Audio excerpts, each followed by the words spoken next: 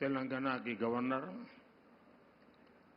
तमिलसाई सौंदरराजन जी, केंद्रीय मंत्रिपरिषद के मेरे साथी जी किशन रेड्डी जी,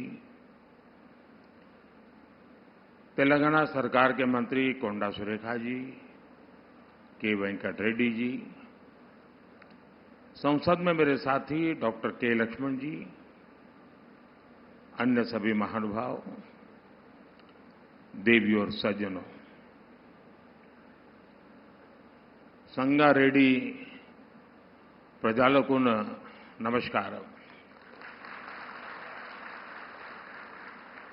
बीते 10 वर्षों से केंद्र सरकार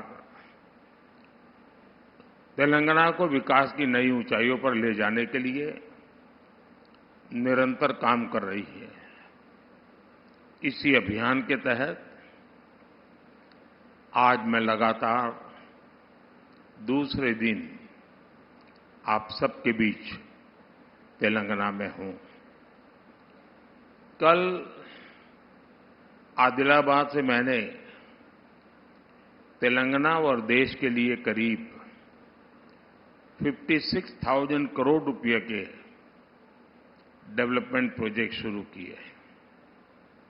आज मुझे संगारेड्डी से करीब 7,000 करोड़ रुपए की परियोजनाओं का लोकार्पण और शिलान्यास का अवसर मिला है। इनमें हाईवेज, रेलवेज और एयरवेज से जुड़े आधुनिक इंफ्रास्ट्रक्चर के काम भी है। इनमें पेट्रोलियम से जुड़े प्रोजेक्ट भी हैं। कल भी जिन विकास कार्यों का लाभ तेलंगाना को मिला था, वो ऊर्जा और पर्यावरण से लेकर इंफ्रास्ट्रक्चर तक अलग अलग क्षेत्रों से जुड़े थे। मैं इसी भावना पर चलता हूं। राज्य के विकास से देश का विकास, यही हमारे काम करने का तरीका है। और इसी संकल्प के साथ केंद्र सरकार तेलंगाना की भी सेवा कर रही है। मैं आज इस अवसर पर आप सबको और सभी तेलंगाना वासियों को विकास के इन सारे कामों के लिए बहुत बहुत बधाई देता हूं। साथियों, आज तेलंगाना को एविएशन सेक्टर में एक बहुत बड़ा उपहार मिला है। हैदराबाद के बेगमपेट एयरपोर्ट पर सिविल एविएशन रिसर्च ऑर्गेनाइजेशन यानी कारो की स्थापना की गई है। ये अपने तरह का देश का पहला एविएशन सेंटर होगा जो ऐसे आधुनिक स्टैंडर्ड्स पर बना है। इस सेंटर से हैदराबाद और तेलंगाना को एक नई पहचान मिलेगी। इससे तेलंगाना के युवाओं के लिए एविएशन सेक्टर में नई उड़ान के रास्ते खुलेंगे। इससे देश में एविएशन स्टार्टअप्स को रिसर्च और स्किल डेवलपमेंट के लिए एक प्लेटफॉर्म मिलेगा, मजबूत धरातल मिलेगी। आज भारत में जिस तरह एविएशन सेक्टर नए रिकॉर्ड बना रहा है, जिस तरह पिछले 10 वर्षों में देश के एयरपोर्ट की संख्या 2 गुनी हुई है, जिस तरह इस सेक्टर में रोजगार के नए अवसर बन रहे हैं, इन सभी संभावनाओं के विस्तार में हैदराबाद का यह आधुनिक संस्थान अहम भूमिका निभाएगा। साथियों, आज 140 करोड़ देशवासी विकसित भारत के निर्माण के लिए संकल्पबद्ध है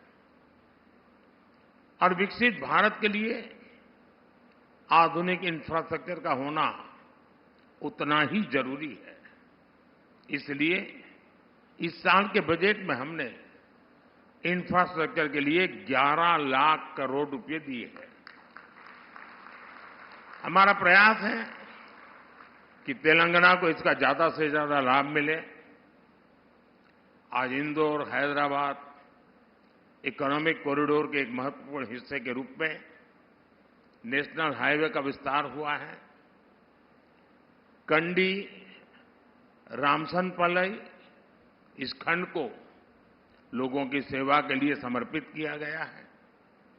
इसी तरह मरियालगुड़ा कोडाड इस खंड को भी पूरा किया गया है। इससे तेलंगाना और आंध्र प्रदेश के बीच लोगों को आने जाने की सुविधा होगी। इससे सीमेंट और कृषि से जुड़े उद्योगों को भी फायदा होगा। आज यहां संगारेड्डी से मादिनागुड़ा को जोड़ने वाले नेशनल हाईवे की भी आधारशिला रखी गई है। जब ये पूरा होगा तो तेलंगाना, कर्नाटका और महाराष्ट्र के बीच कनेक्टिविटी और बेहतर हो जाएगी। 1300 करोड़ की लागत वाले इस प्रोजेक्ट से पूरे क्षेत्र के आर्थिक विकास को गति मिलेगी। साथियों, तेलंगाना को दक्षिण भारत का गेटवे कहा जाता है। तेलंगाना में रेल सुविधाओं को बेहतर बनाने के लिए इलेक्ट्रिफिकेशन और दोहरीकरण का काम भी तेज गति से हो रहा है। सनतनगर मौला अली रूट पर दोहरीकरण और इलेक्ट्रिफिकेशन के साथ 6 नए स्टेशन भी बनाए गए हैं। आज यहां से गढ़केसर लिंगमपल्ली के बीच एमएमटीएस ट्रेन सर्विस को भी हरी झंडी दिखाई गई है।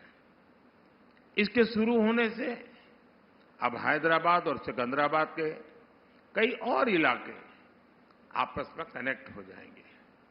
इससे दोनों शहरों के बीच ट्रेन यात्रियों को बहुत सुविधा होगी। साथियों, आज मुझे पारादीप हैदराबाद पाइपलाइन प्रोजेक्ट को भी देश को समर्पित करने का सौभाग्य मिला है। इसके द्वारा कम खर्च में सुरक्षित तरीके से पेट्रोलियम उत्पादों को ले जाने की सुविधा मिलेगी। ये प्रोजेक्ट सस्टेनेबल डेवलपमेंट के हमारे संकल्प को मजबूती देगा। आने वाले समय में विकसित तेलंगाना से विकसित भारत, इस अभियान को हम और गति देंगे। साथियों, ये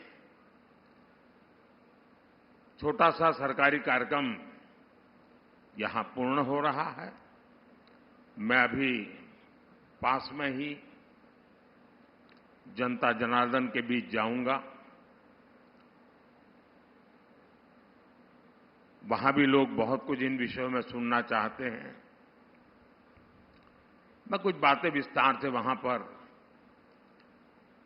अभी 10 मिनट के बाद जनसभा में रखूंगा, लेकिन अभी के लिए इतना ही।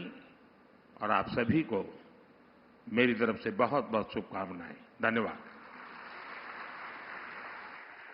దక్షిణ భారత ముఖద్వారమైన తెలంగాణ అభివృద్ధి వల్లే